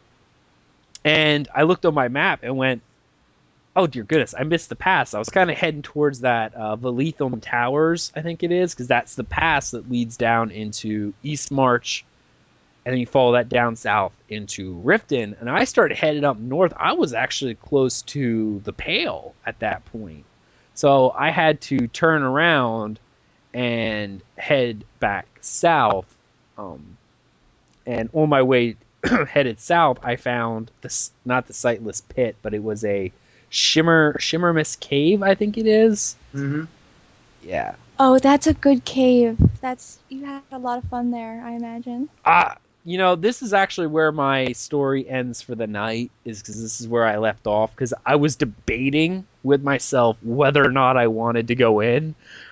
I with how hard the bandits are on Legendary, I'm scared to death of... The Falmer are one thing, but the female caster Falmer are... I'm terrified of them, but they're not even the worst. I'm scared of the cockroach monsters that are in there. What are they called? Oh, wow. Charos or something like that, or Charos, yes. Oh, those things wreck my day on a depth level. I don't want to go in there and face their acids. Yeah, those things suck. Yeah, they're gonna rate me, and I'm scared. The only way I was ever able to kill them without just dying, because they pick up on your stealth really well, is I would have to go around corners and just quickly get off a few shots. I would have to rely on my poisons I would always equip the best arrows that I'm carrying, because as soon as they hit you with that spit, you can't see, you don't know where they're coming, and then you've got like 6. They are a gigantic pain. I think they put a damage over time on you too. That acid spit takes away your health. Yep. Oh, yeah, I'm trying to mentally prepare to go in there. Like, that's why I haven't ventured any further to the east. Because I'm very methodical in my playthroughs. When I unlock a place, I have to clear it. But I'm not sure if I can even handle this area, and I'm scared to go in. But, yep. You can do it. I have faith in you. You just want to watch me die again. This would be another 2-hour Dustman's Carn. I really do. And I would enjoy watching you die. I'll sit in my chair and just watch you cry. There she is. She feeds on your tears. All right. Well, that ends my playthrough for this week. And Warren, now it's your turn, buddy. All you right. want to tell us a little bit of what you've been doing in the Elder Scrolls universe, and after you've done that, we can kind of... I know you're kind of knopping at the bit here to talk about mods. I've been trying to think back, because the last time I actually fully played Skyrim was about a year ago. So I'm like, oh man, I didn't know I'd need a story. So I'm like sitting here trying to think of one. So I'm actually going to do a twofold thing, if that is okay with the host here. I'm going to do a mini story of one of the funniest stories that I remember from, you always have those things where you do something wrong and you don't know it, and you just keep doing it thinking you're like, well, why isn't this working? Yeah, that's what I'm going to say. And then I'm also going to talk a little bit, because I didn't see it in the show notes here, about my modding, because I actually heavily mod my games, and actually... when I was over at Aggelos' house, and we were playing Skyrim on my tower that I brought in with the projector in the living room, in the beginning we were getting some crashes, and I think I had 140 mods installed.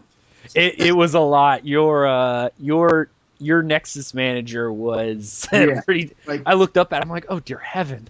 yeah, like you could scroll for like you could scroll like 5 pages worth of mods, and that's not even like. And so anyway, so the story that I was gonna touch on here, the one that I remember was kind of like, oh my gosh, everybody should remember if you played Skyrim, at least for a little bit, you'll remember the quest in Markarth where you walk into the city, and it's the Forsworn quest where they take you to jail right away.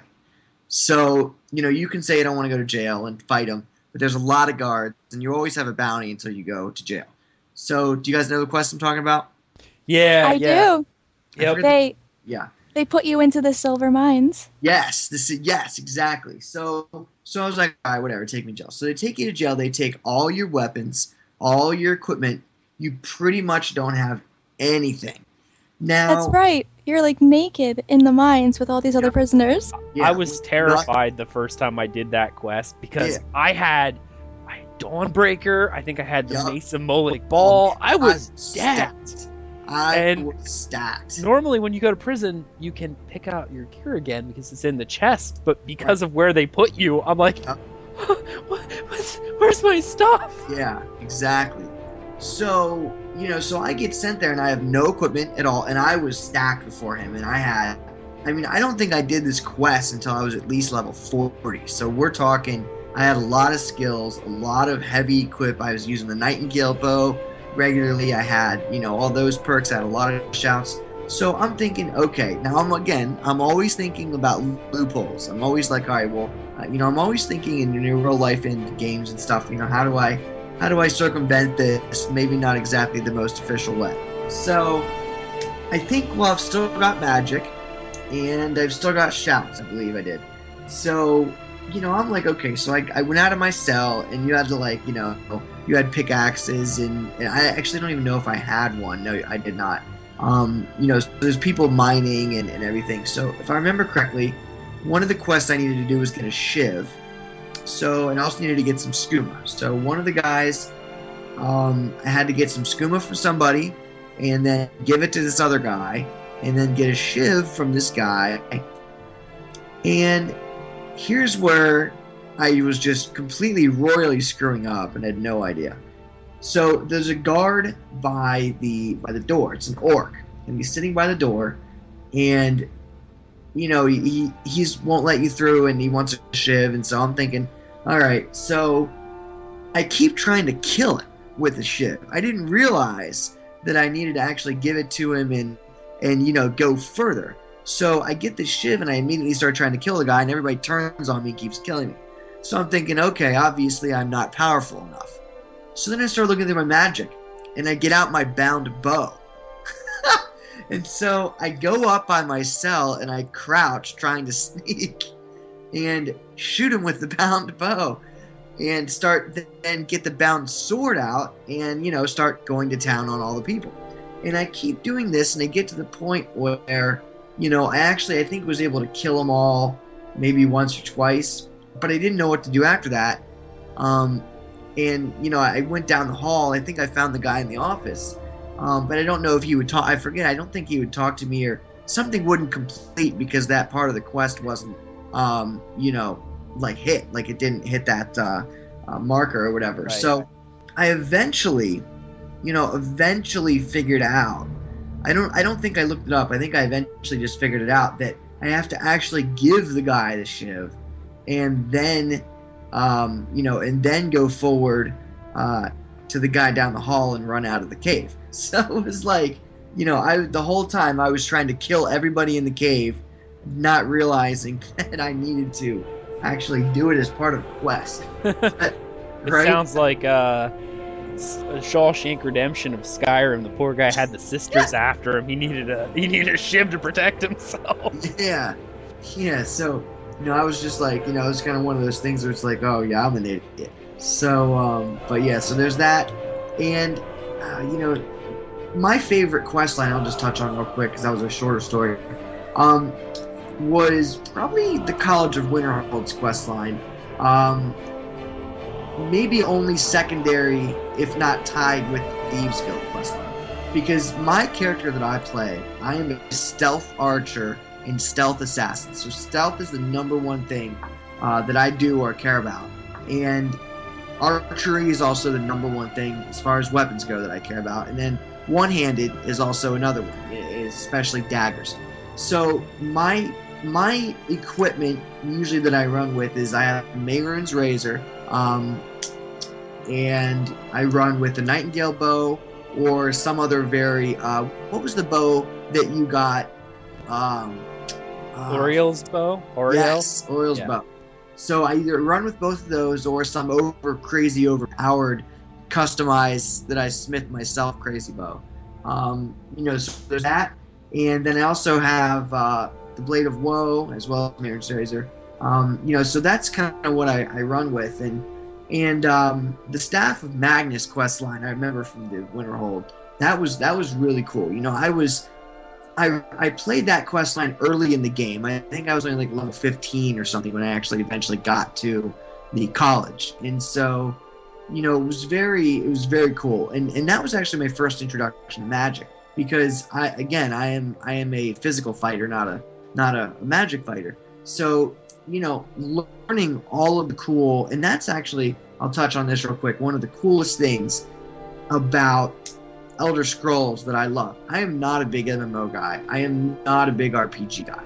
And the games I play are mostly action-based, or not really like Call of Duties, but just mostly stuff straightforward. And I also love RTSs. So for me to play Skyrim through like I did was good. And the magic actually hooked me into it really well. You had all these cool, you could cast a blizzard or a meteor storm with your shouts, and it was just, Skyrim did a really good job. And this is what I hope Elder Scrolls Online does, of making it appeal to every type of player. You had action, you had magic, you had physical stuff, bows, knives, or whatever else, So, that was like the biggest thing. And one of my favorite perks was whenever you completed the Thieves Guild quest line and the Nightingales, you could pick between the three daily powers. Yes, those, and the shadow power was awesome. I mean, it made you like invisible pretty much. And for my type of character, that was really cool. But anyway, so a couple of the mods, actually have the list installed right now. I just reformatted my computer, so I don't actually have my Nexus mod manager full of the mods right now. Skyrim's actually temporarily not even installed yet. So, I just wanted to say, for people out there that are playing this on a PC, if you're still, I'm sure people are still playing Skyrim, but in ENB, I'm sure a lot of you have heard about those. That actually affects the way that the world is drawn and the visuals in the world. It actually affects everything from shadows to dynamic lighting to just the way the world looks. And you add that to some texture packs that are 2K and 4K texture packs. Aggelos will tell you that it just looks phenomenal. It's just it just makes the world look, there's a mod out there that does 4K snow. You look on the ground and it literally looks like the snow you'd have in your yard. It is amazing. But there's also some cool immersion mods that I want to touch on before I finish real quick. Is, Frostfall. Aggelos turned me on to that, or showed me that, and that's one where you literally you have to camp out. You have to you have to keep yourself warm. You can build campfires and set up camp and sleep, and it's also very similar to realistic needs and diseases. And if you have both of those mods, it turns the game into it almost like how you would have to play it if you were really there in real life. And right. And that's also one of the things about Elder Scrolls, all of them, that I love, is that they're you feel like you're there. The immersion that Bethesda is able to achieve is second to none in my opinion. And so I hope. I agree. Yeah, and I was just saying, I hope Elder Scrolls Online is able to, if not meet it because of the limitations of having server side calculations, can at least get very, very close to it. And I've never subscribed to an MMO, and ESO is going to be the first one that I do. So I'm going to be playing with Aggelos a lot because I'm going to be lost and looking like an idiot probably. Running into walls. No, Right? no. Turn around. But my initial playthrough with ESO Online, not breaching any NDAs, it was very cool. It was very the worlds are beautiful. The gameplay was really nice. And I think any of the issues that they had, they will refine and fix, and it's going to be a very, very polished and fun in a lot of different ways game to play. So I'm excited for that. So yeah. Right on. I also have to make a note of when you were over here, I got you to try legendary mode. Yes. And Yeah, I about died in like 2 seconds on every I would go into a cave and I think I was able to kill like one person using all of my health potions, and there were 3 people left, no health, no food. I had 1 level up, so I think I was able to save myself with 1 more person, and then I was dead. I think I died like 5 or 6 times before I just went back to normally what I do is I play on adept for the first 10 levels, and then I will switch it to expert and leave it at expert until about level 25, and then I'll go to master from level 25 forward. Now I've never played it with Dragonborn with legendary. They didn't have legendary the last time I officially played. So, I probably will go up to that, but I like to have a tiered experience with my difficulty. So, oh yeah, I just remember I was laughing my head off when you went down into I think it was Bleak Falls Barrow and got attacked by the 4 or 5 skeevers, and they wrecked your day. Yep. That was awesome. All right. That was awesome playthrough and awesome mods. I'm scared to death of his mods, though. Oh, and his introduction was he was showing me all these graphics mods and everything he had done. He did, what was it, Night Skies or something like that? Oh, yeah. That's right. That's Secunda. So one of the mods I have is what was it called? It was, I'm trying to look through here, but I have let me just search real quick. It was like Better Night Skies or something like that. I can't remember. Yeah, hang on here. Night. He'll look that up, and yeah, I'll find continue it later, the story. I'll tell everybody later. So anyway, yeah, go ahead. That's all right. But yeah, it was just he's over here amazed. He's like, dude, just check out the sky, and I'm just sitting over there, my arms crossed, and kind of have a scowl on my face. He's like, what's wrong? I'm like, where's Secunda? There's Master, but there's no Secunda. The mod actually removed the Secunda from the night sky, and you couldn't see it. Horizon of Dreams is the name of the mod. Horizon of Dreams. I'm like, it's very pretty, but you just pissed off every Khajiit in the world right now. You just lost their god. So, yes, that's why he is the hated by all Khajiit and the destroyer of Secunda. Yep. All right. I had to tell that story because that just cracked me up. He was so excited to show me these mods, and I'm just like, where's Secunda? All right. So we are going to move on to the dramatic reading of a book from the Elder Scrolls universe. This is Thais's favorite part.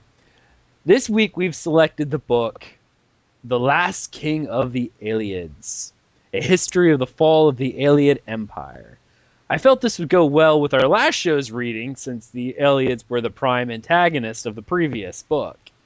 And now I present Thais's dramatic reading of The Last King of the Ayleids. The author of The Last King of the Ayleids is Herminia Cinna. The Ayleids, or Heartland High Elves, ruled Cyrodiil in the long ages of myth before the beginning of recorded history. One of the earliest recorded dates, in fact, is the fall of White Gold Tower in the First Era, year 243, which is commonly assumed to mark the end of the Ayleids. Although Ayleid rule over all of Cyrodiil was indeed broken in the First Era, 243, this was only one of the most obvious stages near the end of a long decline. The first 2 centuries of the First Era saw increasing strife between the great Ayleid lords of Cyrodiil.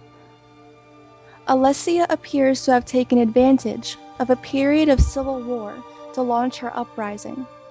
Imperial historians have traditionally attributed her victory to intervention from Skyrim, but it appears that she had at least as much help from rebel Ayleid lords during the siege of White Gold Tower. The popular image of the Ayleids as brutal slave masters is based in fact, of course, but it is less well known that a number of the Ayleid princes continued to rule parts of Cyrodiil after year 263, as vassals of the new Empress of Cyrodiil. This suggests either the Ayleid rule was not universally detested, or that Alessia and her successors were more pragmatic than is traditionally believed, or perhaps some of both.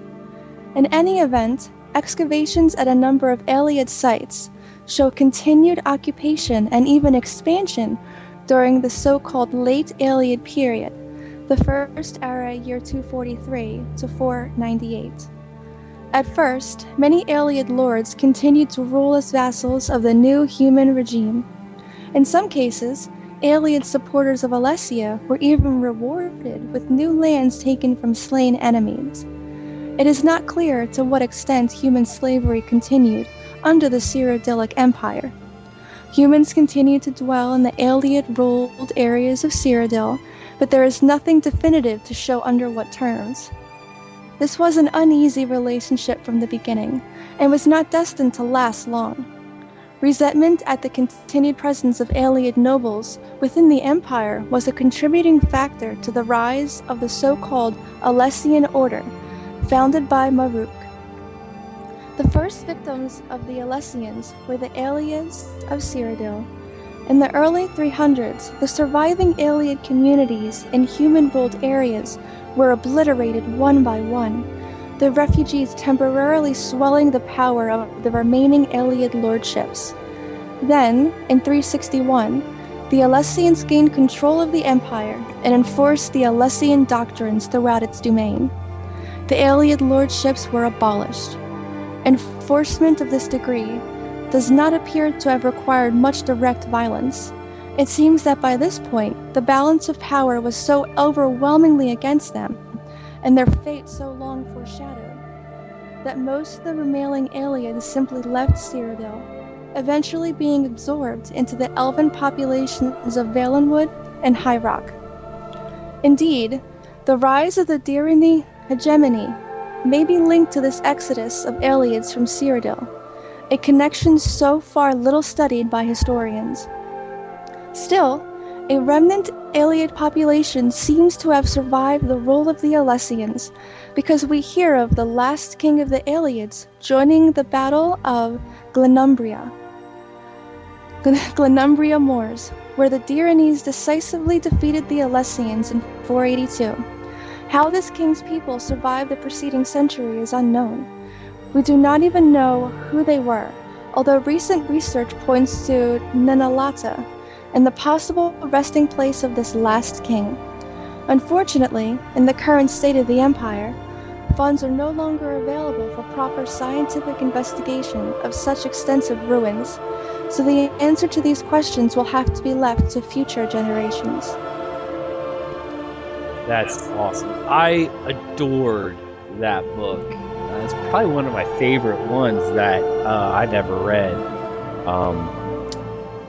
Besides the Dwemer, the Ayleids are another one of those civilizations that interest me in the Elder Scrolls because they no longer exist. And it's kind of unknown, to an extent, more known what happened to these guys than the Dwemer. but there's still like whatever really happened to them. And I love that about the Elder Scrolls universe is they write enigmas into their storytelling. Things that they want people to wonder about. Every time I play an Elder Scrolls game, I want to know more about the Ayleids. I want to know more about the Dwemer, but part of me never wants to know everything because I love that enigma that exists. So that's a fantastic book. Not to me. When it comes to Dwemer, I want to know everything. I love the Dwemer. I love exploring their ruins. I dislike how there's not enough information, and every time I explore a Dwemer ruin, it angers me that I don't know the full story.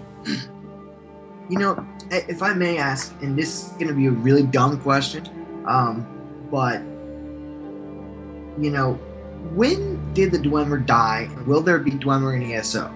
Or is that a retarded question? We don't know if they died. And no, it's not, because some people ask this. The year of disappearance, whatever happened to their entire race, because their entire race disappeared from the face of Nirn at the same time, with the exception of one, which you can find in Morrowind. There's one left, yeah. Yeah, but he even says that, I don't know what happened, because the Dwemer were known to travel in other planes of existences, and that's what he was doing. But the entire race, all at one time, just disappeared from Nirn. But this happened during the First Era. I can't remember the exact year, but it's early in the First Era at the Battle of Red Mountain. So we're a couple, I think, 2,000 or 3,000 years since that happened, if I remember my timeline. What was that? I'm sorry? In ESO or in Skyrim? In ESO. Oh, in Skyrim, we're like 6,000 years. Okay, what era is Skyrim in? Skyrim is in the year 200 of the Fourth Era. Fourth Era. Okay. Yes. What about Morrowind and Oblivion? Morrowind takes place 400 years prior to Skyrim, and about 400 years. 400 years prior to Skyrim, and Oblivion is 200 years prior to Skyrim. So there's actually a long range of time between these events. What eras are there? Are these all Fourth Era or every single game from Arena, Daggerfall, Morrowind, and Oblivion take place during the Third Era. Because the Third Era, essentially the Merithic Era before time began, was the ruling of the elves. Not much is... they don't say how long it existed, but you could say it went for a very long time. The only time before that was the Dawn Era, before the existence of mortals. The First Era officially begun with the Alessian Empire being created. That's when the First Era began, was with the Alessian Rebellion and them forging their empire. So all the empires are actually the start, or the eras are the start of a new empire. The Second Era begins with the beginning of the Raymond dynasty and ends with the coming of Tiber Septim, which does not happen for another Tiber Septim is not even born for another 300 years in the time of Elder Scrolls. So online. So Tiber Septim comes, and when he unites Tamriel under one border, it's the start of the Third Era. It's the Septim dynasty is the Third Era of Tamriel. When Oblivion ends, and how that story ends, the Septim dynasty is gone, and that's why the Fourth Era begins, which is the era of the Mede dynasty. So that's how the eras are broken up. Cool, thanks. Yeah. All right. Now we're gonna skip forward for that little bit of a lore history for people, and we are going to move on to our community spotlight. Every week I try to pick a different community group within the Elder Scrolls community and give them a little shout out. And this week I wanted to showcase TamrielFoundry.com. They're an Elder Scrolls online fan site and forum dedicated to discussing mechanics, theory crafting, and writing guides for the Elder Scrolls Online. their website founder, Atropos, has a big presence in the Elder Scrolls community. He's often guest host on several podcasts throughout the community and was one of the first guys to give us a hands-on preview of Elder Scrolls Online back in the day. He was invited to ZeniMax with several other big members of the community to play the early PAX 2013 builds, I believe. That's the build they were on. He maintains the amazing website, and the moderation staff of this are pretty awesome as well. I know Asari, a moderator on Tamriel Foundry, is a regular host of another podcast in the Elder Scrolls community. I won't mention it just yet because they may appear on a community spotlight later, but they are another weekly podcast for Elder Scrolls Online. If you hadn't had a chance to check out Tamriel Foundry yet, do yourself a favor, go out, make an account on the site, it's free, and join in on community discussions. They have fantastic forums and pretty up to date on the news and have nice articles. So thanks for putting together such a great site, guys. It's really cool. All right, that brings us to the final thoughts and closing of our show tonight. We normally would answer emails and stuff, but we haven't gotten any yet. I do want to, again, mention the awesome community support we've gotten from our podcast, both on Reddit, on Tamriel Foundry, on the blog itself. It's been fantastic. So thanks to the entire community for supporting us in this endeavor. So we're going to start. Thaís, what are your final thoughts for the show?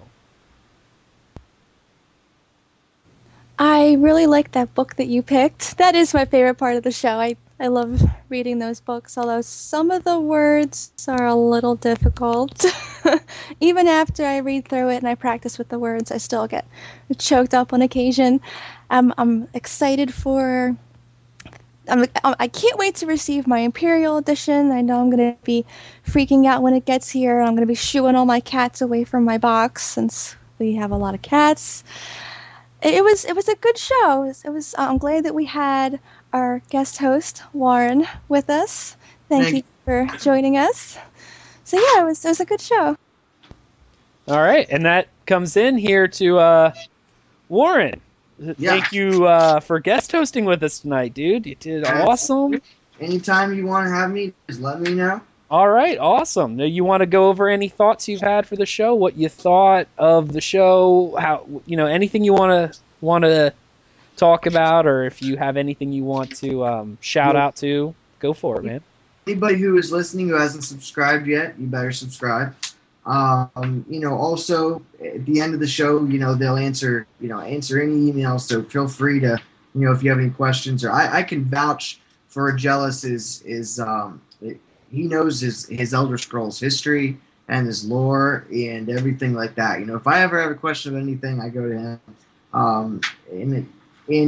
My favorite part of the show is going over, like, the game news is also good because it kind of showcases what's coming up and not what's in the past, as well as the story time. So, the story time is definitely fun, and, hearing the stories is good, campfire style, as you say, as well as talking about Elder Scrolls Online that's coming up, and all the Imperial Edition perks, and I'm sure next week or in 2 weeks there'll be some other hot button news item that'll need discussed, and definitely we'll be listening to this podcast to hear about it.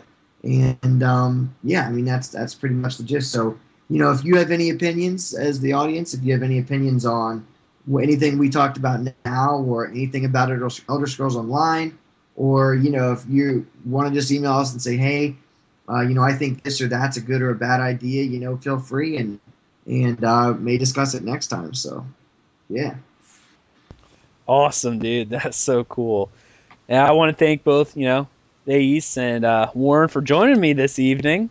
As for myself, this is a fairly long episode. We just broke the 2-hour mark. I'm kind of amazed that time flies when you're having fun.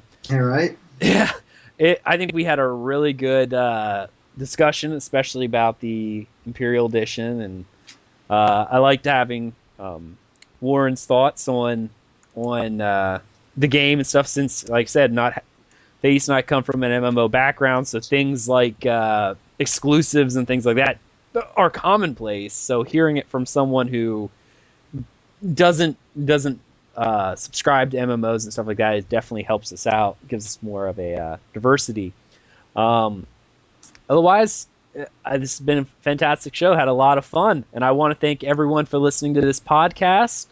As Warren said, feel free to contact us with any questions, comments, criticism. We definitely need that. You can do so on our website for the show, which is talesoftamriel.com, or by emailing the show at talesoftamrielpodcast@gmail.com. You can email any one of the hosts there. They will all have the access to the email, and we'll be able to get any of that stuff you send us. You can follow the show on Twitter at Tales of Tamriel, or on Facebook at facebook.com/Tales of Tamriel podcast. Thank you so much for listening, and we hope you enjoyed this episode of Tales of Tamriel. Have a good evening, all.